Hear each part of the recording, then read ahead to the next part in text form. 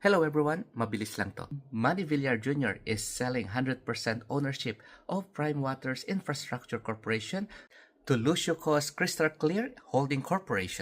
So just a quick background, Prime Water is providing services to 1.7 million households and treating around 500 million a day of water. Meanwhile, Lucio Co is the billionaire behind Pure Gold and SNR. So tara, pag-usapan natin, ano nga ba ang business acquisition, especially like this? Bigyan natin ng magandang example. Kunyari ang Prime Water sa isang sari-sari store na pagmamay-ari ni Aling Nena.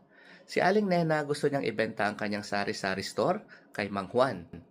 So lahat ng mga bagay sa loob ng sari-sari store, kasama na dyan ang paninda, pera sa kaha, lahat ng mga pagkakautang sa mga suppliers, ito ay bibilhin ni Mang Juan.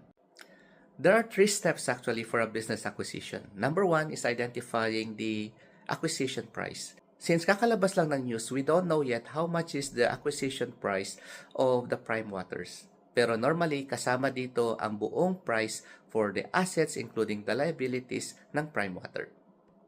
The next step is identifying the fair value ng mga assets and liabilities ni Prime Waters. Kung itutuloy natin ang ating example, lahat ng mga properties sa loob ng sari-sari store ni Aling Nena, pati na rin ang mga pagkakautang nito sa kanyang mga suppliers, kailangan malaman kung magkano ang fair value or the current market value ng mga yan.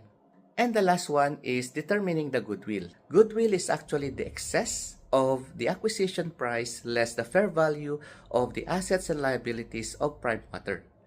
Ang goodwill, it stands for the value that you acquire from the business. Kasama na rin dyan sa goodwill ang future potential ng business na ina-acquire mo. So there you have it. I hope you have an idea on how a business acquisition is being accounted. Until next time, paalam! Bye-bye!